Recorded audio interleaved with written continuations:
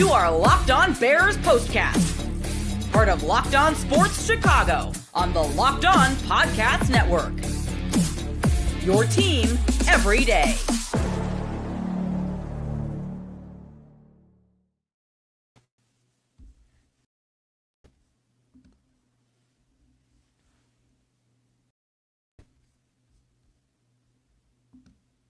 What a disaster for the Chicago Bears. This game is one of a kind. Only the Chicago Bears can lose a football game in the way in which they lost this one today. I cannot believe that this is what just happened to the Bears in this game. To lose in that fashion. Welcome into the Locked On Sports Chicago YouTube channel. My name is Joe George. You can find me on Twitter at JoeGeorge92. And make sure you hit that subscribe button to the Locked On Sports Chicago YouTube channel as well. Because the Bears, what a game that they lost today. Today's episode is brought to you by Crossover Thursday, which is presented by PrizePicks. Download the app today and use code LOCKEDONNFL to win $50 instantly after you play the first $5. So the Bears, what was that? We're going to talk about that first. We're going to talk about the tale of two halves for the offense. The defense struggling, maybe a little bit of things we're thankful for, like the end of the Matt Eberflus era shortly around the corner. But what was that at the end of the game? The clock is running down, and the Bears are just letting it just tick, tick, tick, tick, tick all the way down. And then they have to throw a deep pass down the field to DJ Moore, where he's not ready for he's nowhere near the ball. But what are you doing there? Like what is Matt Eberflus? Call the timeout. If anything, you have now put yourself in position there because your offense, your guys are not running back to the line of scrimmage. You're not ready for what's happening in front of you, but call the timeout. It's not that hard of a concept. Call the timeout and then throw the Hail Mary because you're totally unprepared for this moment. And part of this is on Caleb Williams too. Like Caleb Williams has to know better there, but that whole just function of what just happened on that final play is a total disaster for the Bears. And it's why they keep losing games like this, because they just mess up these little things. But how can you not realize in the moment that you are losing every single second left on the clock? The Bears are going to tie this game or try to tie it, try to not have another blocked field goal to send this game to the overtime against the Lions. And Matt Eberflus and this team are just watching the time go away. What are we doing? This is football 101. I played high school football. I know this stuff. I'm just here. I'm just a fan of the Bears, here to talk about it with you guys on YouTube and on audio. And we know, you can't do what they just did. I cannot believe that after everything that went wrong for the offense in the first half, and then everything that went so right in the second half, that Caleb Williams is marching them down the field. You're getting penalties after penalties on both sides of the ball, and that's how this game ends? It's becoming a joke on social media. Everyone's like, how are the Bears going to lose in devastating fashion this week? Wouldn't have put that one on my list. Right here from Wade, totally agree. That was Eberflus's tenure in a nutshell. He now moves to 5-19 in one-score games as a head coach of the Chicago Bears. I cannot believe that this is the fourth time this season the Bears are just losing these games in completely devastating fashion. And I'm almost annoyed with myself looking into the camera, seeing almost a smile on my face, because it's just sickening. It's sickening that we do this to ourselves, that on Thanksgiving of all days, that we're taking time with our families. We're not eating turkey right now. We're talking Bears football. And this is what we're talking about. We're talking about the Chicago Bears watching the clock basically run down to zero and lose a game in this fashion. Just what are we doing? How is this possible for the Bears to lose in the ways that they have over these four games between the Packers, the Vikings, the Lions, and of course the Commanders? It's unbelievable that this happened. And that whole last possession is crazy. So obviously it starts with right there, toe on the line or heel on the line, barely. You see a little bit of green there. They have to go 99 yards to try to get down the field. They get a brutal penalty for Keenan Allen. I think it's right for him to be upset. His helmet's ripped off. He threw the ball at the ref. That referee needs to get over it. They need to get a 3rd and 7. They convert. They get their first down. DeAndre Swift, a couple plays later, converts on another 3rd and short. And then Caleb gets sacked for the first time on that possession. And he comes with a huge run. So he gets the ball back pretty quickly.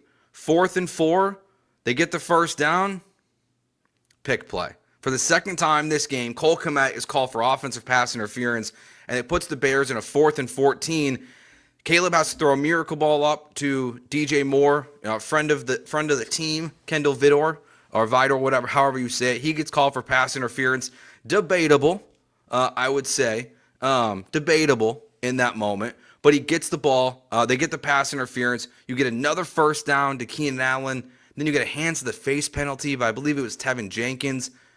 Pretty much right after that, nobody blocks Zadarius Smith. He gets into Caleb Williams right away and gets the sack. And look, this game, like you can blame, look, the blame's going to go both ways. So, like, we had Wade's comment, that was Eberflus's tenure in a nutshell. I don't think that's directly on Eberflus, just saying, like, this is what it's been for the time.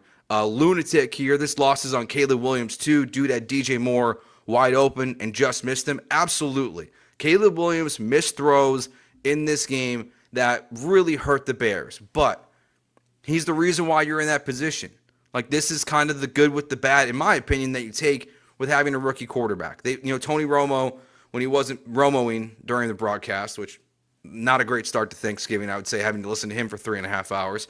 But he pointed out DJ Moore was wide open in the middle of the field. If he would have hit him, he gets the first down. He gets maybe a touchdown on that play. But if Cole Kmet, now they got the penalty like I just went through. They got the penalty conversion because of the pass interference from Vidor. But, a pick play, like, that's football 101 for Cole Kmet. He knows that he can't do that. He knows he can't make contact with the defender, and they convert, like I said, the 4th down anyway. So it's fine.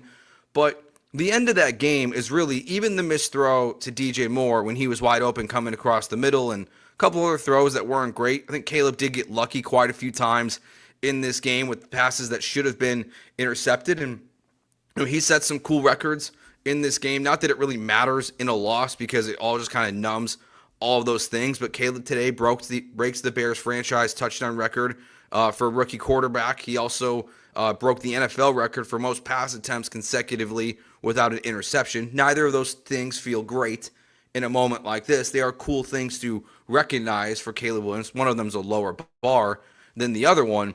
But between the penalties there at the end of the game, the back and forth, all of it, and they just made life difficult for themselves in that entire final drive. I mean, I believe it was 3 or 4 major penalties that somehow weren't the actual things that cost them the game. It's just whatever happened at the end of it is what killed them. They just have to be. This is coaching. Like, this is one of those where it's not just Matt Eberflus. It's not just Thomas Brown / the ghost of Shane Waldron. And this is a learning experience from Caleb Williams. I think we have to all hope and pray that as Bears fans that Caleb will not make this level of mistake again, because you do look at the last 2 weeks, like what happened there at the end of the game, the sack that he took last week at the end of the game or towards the end of the game really hurt the Bears. But I need in that moment, as the clock is ticking down, I just need Matt Eberflus to just call timeout, just to realize that the guys on the field are not aware of what's happening, and it's your job as the coach to stop the bleeding. You have that timeout for a reason. I mean, at some point, don't you Santos has never made a 63-yard field goal.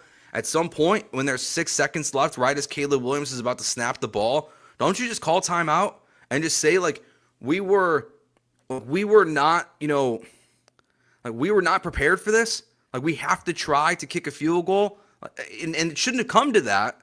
But isn't that your job as the head coach of this football team, to realize that a disaster is unfolding right in front of your eyes, and it's your responsibility to stop it right then and there?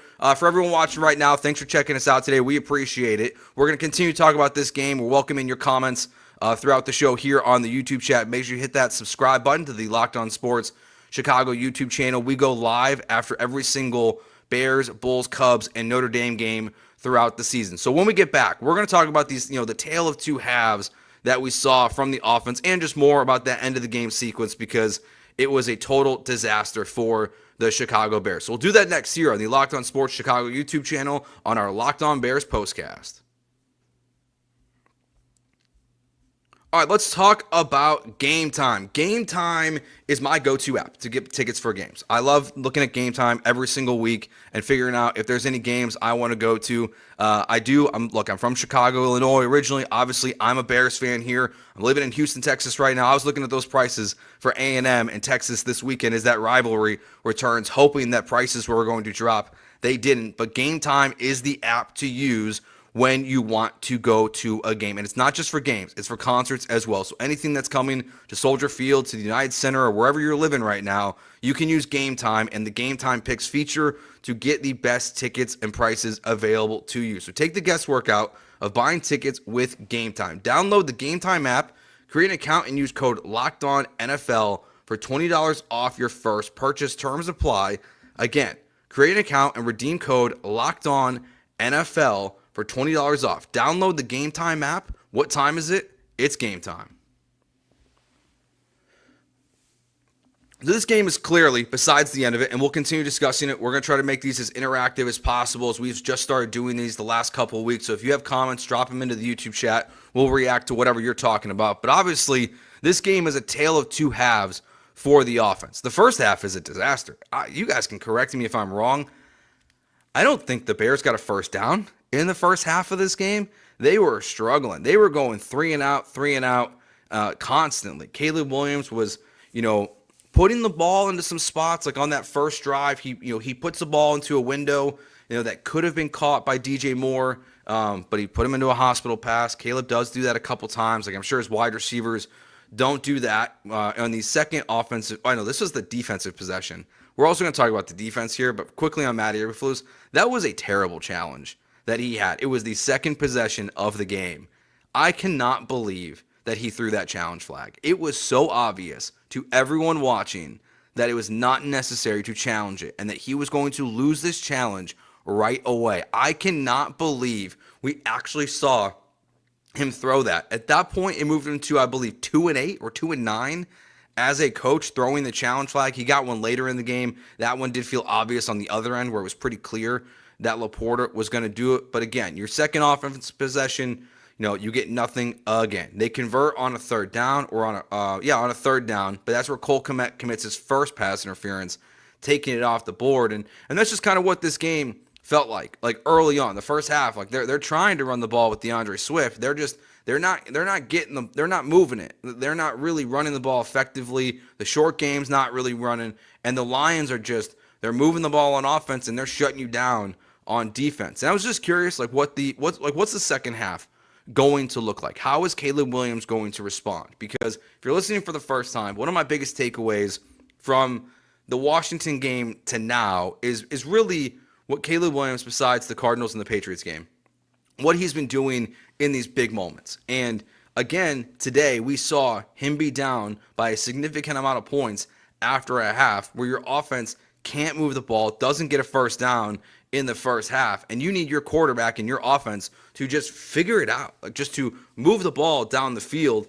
And in the second half, then we saw Caleb Williams just absolutely take off. They get that first down right away. Eventually you get the touchdown to Keenan Allen. That first possession is the play that I hope they watch a few times. Let's go back to Hard Knocks here, rewind, when they made Caleb Williams use a slip and slide, whatever that stop play was, to try to get out of bounds or to do like a back juke, and he got hit and it looked terribly painful.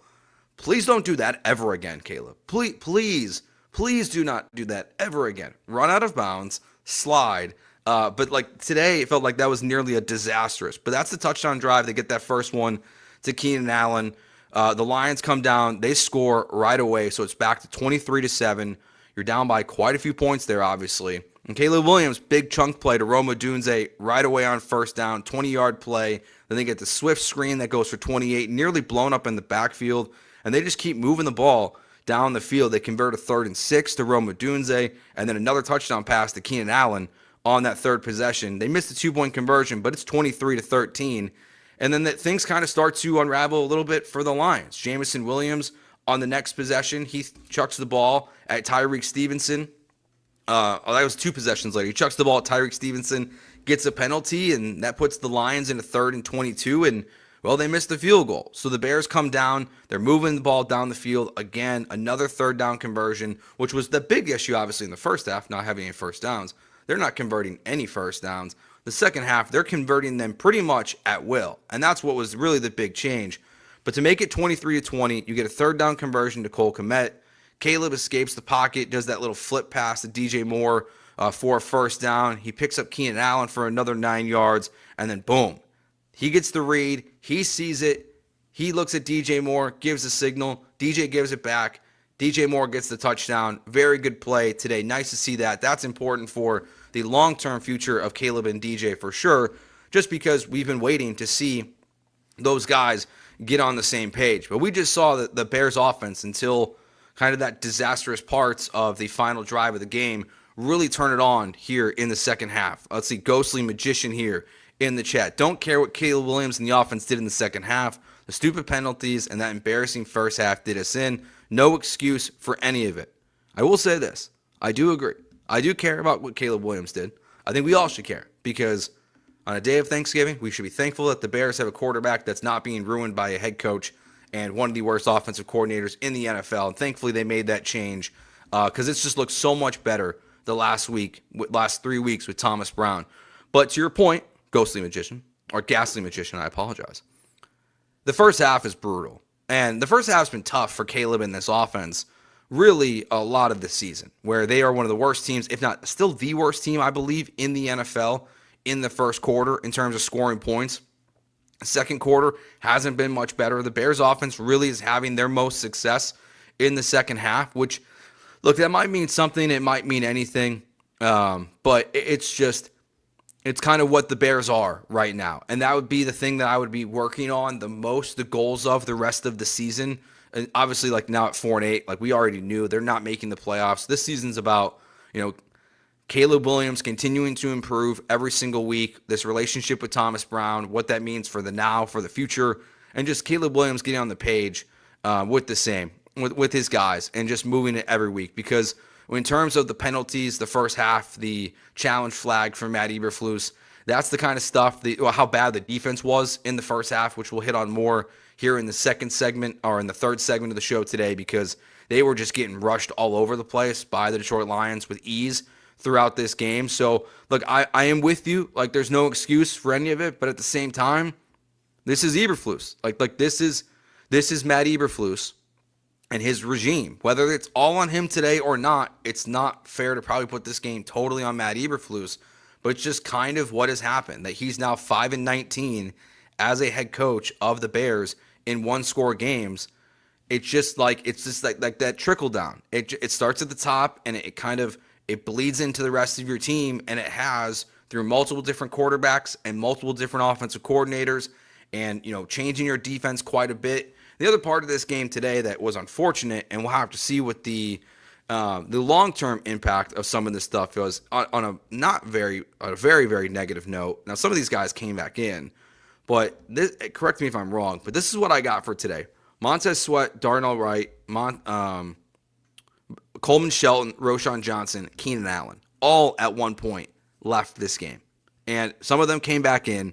But, yeah, it was a tough day for injuries. And as Rob says here, bye-bye Flus. I totally agree. I think this is not the nail in the coffin. Saw kind of the debates before the game happening. We're all kind of talking about it. I can only imagine what everyone's conversations will be like today if you haven't eaten Thanksgiving dinner just yet, or if you already had an early one like my family did. The conversations of firing Matt Eberflus. We might have to have a second Thanksgiving dinner to just get the family back together to be venting and complaining about what he is. But, yeah, this is just continues the path of what I want to see from the Bears. Like, if you're new here, thanks for checking us out. Hit that subscribe button. Part of me with this game is like, all right, like Caleb Williams was really good in the second half. And whatever happened at the end of the game there is obviously not good enough. But the end result still is your quarterback is improving and your coach is going to get fired. Like, that's still super, and maybe it's a overly optimistic way or however you want to view it, way to view this game and what this season has turned into. But the Bears to lose this game on Thanksgiving, it just all feels like it goes back to Matt Eberflus. And we talked about this a little bit earlier here. I agree with Eagle Stewart. The coach just needed to call a timeout at the end of the game. Matt Eberflus, his players were, and this is probably on Caleb, Maybe his teammates not getting back to the ball fast enough. I didn't go back and rewatch because I was, we were going live as soon as the game ended, but you could tell there's just this lackadaisicalness and kind of just unpreparedness as the clock is ticking down in the final 5, 6, 7 seconds of the game. And the Bears just, if Matt Eberflus calls a timeout, like at least gives you a chance to make a decision to kick a 62-yard field goal or to, slow down a little bit and throw up a Hail Mary that maybe you feel a little bit better about. So in the next segment there, we'll continue chatting with you guys and talking about this Bears loss to the Detroit Lions on Thanksgiving. But also we're going to look at the defense of the first half, because the one thing that kept Matt Eberflus's job from last year to this year was the defense. And in the first half, they were getting gashed left and right. We'll hit on that next year on the Locked On Bears postcast on the Locked On Sports Chicago YouTube channel. Locked On Bears is also brought to you by FanDuel Sportsbook, America's #1 sportsbook. And right now, new customers can bet $5 and get $150 in bonus bets if you win. It's a great way to get your betting jump-started here. A $5 bet on any of those or any of your other favorite sports. And if that bet hits, not only do you get the winnings for your bet, but also a bonus $150 in bonus bets.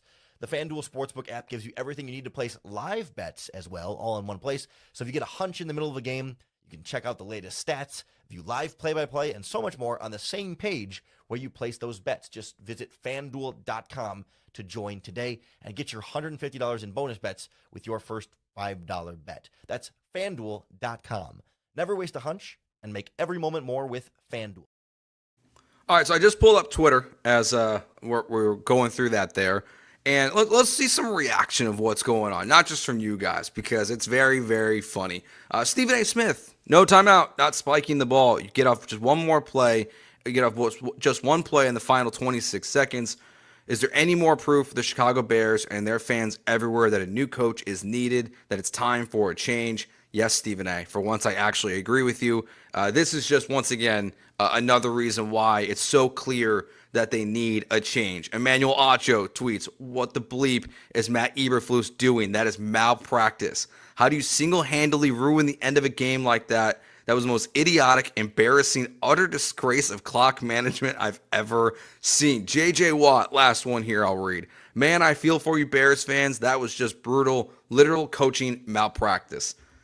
Duh. Welcome to our world, everybody. Glad the Bears can once again be on national television and realize what we've been saying for 2 years now. It was obvious last year that Matt Eberflus is not good in these final situations. To have games, Washington, Green Bay, Minnesota, and now Detroit, come to the point where it's almost exclusively on your coaching staff and the decisions that your head coach is or is not making. It's so clear what has to happen on a day like today, where we should have been celebrating an upset of the Bears taking down the 10-1 Detroit Lions. Instead, we're left with this. We're left with the same old of what happens. And the Bears will probably not, react in the way that we all want them to. They probably will not fire a coach mid-season for the first time ever. I would be, the odds on that would be minus 1,000 that he's actually fired before the end of the year. It's just not the way that they operate. But we're all ready for a change, and this game shows it. And that's why still, even with all the bad, the positive of this season so far is these close games that you just think if you have a competent head coach, whether it's Ben Johnson, who was in his bag early, trying to have Penei Sewell throw a passing touchdown, which is a wild play call to throw on the first offensive possession of the game. And it shows the arrogance and cockiness, rightfully so, of the Detroit Lions. They do not give it no bleeps about who was on the other side of the field and their feelings. They are going to throw out crazy plays all the time. And just jealousy is what I felt during the first half. Just envy, thinking back to what was told to, I believe it was the ESPN 1000, that, Matt Eberflus, that Ben Johnson, wanted the Bears job last offseason if it became open. Well, now you have to hope that he still wants it after probably going to the Super Bowl as the offensive coordinator for the Detroit Lions. So What a day. What a day it was. Making these graphics for the show, I'm scrambling. I'm trying to get ready for everything because I'm putting in like Bears comeback question mark, and then all of a sudden we have that at the end of the game. But the one thing with Matt Eberflus too that goes into all of this is the strength of his team was his defense. And this is going to go on Ryan Poles as well here a little bit. The Detroit Lions had over 80 rushing yards on the first two possessions of this game. And multiple times in this game, the tackling from the Bears was just atrocious in the first half. And they played much better, obviously, in the second half. But they also, what they did was they really controlled the clock. They really limited how much the defense, even had to be out there in this game. And they just did a much better job, obviously. But in the first half, the Lions just were doing whatever they wanted to. I mean, they were moving the ball up and down the field in chunks. They have had struggles most of the year. The Lions have in red zone situations, and the Bears have been still one of the best in that whole, bend don't break philosophy, which I'm kind of just like tired of as well. I'm tired of a 3rd and 12, and there's 4 guys coming at Jared Goff. Like, bring some heat. I'm tired of the guys on this team that just seem to have no interest in tackling.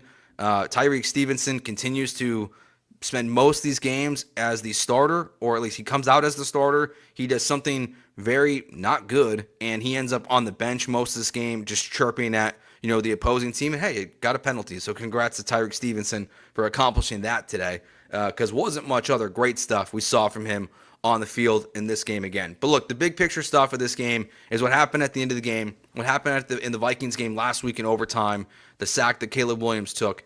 That's the stuff that we have to see improve, going forward. Is that because doesn't it feel like the Bears are just kind of in this for the rest of the year? Like somehow these guys, like I give them credit, haven't quit on their coach. It felt like they did for 2 weeks, obviously, but the OC change seemed to really has just moved things in a much different direction. And so it feels like we're in for a couple more of these Bears games the rest of the year, where it's going to be crunch time. It's going to be Caleb Williams with the ball, and they're going to, be trying to, get a win, and we need to see Caleb Williams not take a sack like he did last week, and then whatever happened this week can never happen again. I mean, the Bears have lost so many different ways in my lifetime.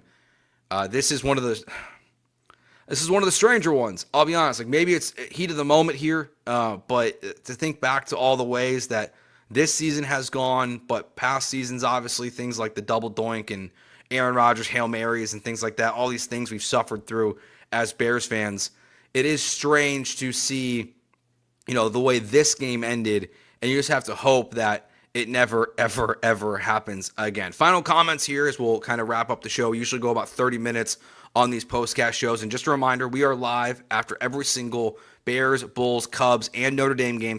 So Notre Dame, the only winning team of these groups through the college football playoffs, will be here with you live for about 30 minutes. So hit that subscribe button to Locked On Sports Chicago, and we'll be here talking Bears football with you as well after every single week. So Angus here says and bring in Belichick or Vrabel ASAP. Bill Belichick will never happen. I am fully convinced of that. Too much ego in the ownership group to allow someone like that to come in. It might even apply for Mike Vrabel as well. Feels like they always want the lesser of the coaches in terms of personality as the guy. Abe as well as a smart playing for draft position. Yes. I can't believe we're doing that again. I'll allow that comment, Abe. One last season. I'm done with it. I'm over it. I'm tired of talking about draft position.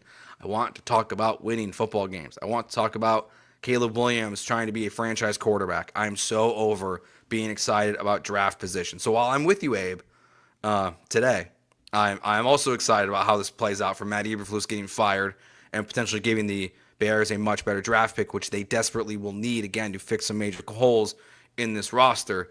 All I'm asking is that if the Bears are playing the Lions on Thanksgiving next season, that they're not losing in the same way and they're winning some of these games. So thanks for watching today. Appreciate everyone in the chat. Great show. And thanks for hanging out with us here on the Locked On Bears postcast, here on the Locked On Sports Chicago YouTube channel. The audio of this show is available as well after every single one of these Bears, Bulls, Cubs, and Irish football games. Wherever you get your podcast, just look on Locked On Bears. Lauren does a great job doing a daily show there as well. So thanks for hanging out with us. We will talk to you after the next Bears game and, of course, the next Bulls game as well. Peace.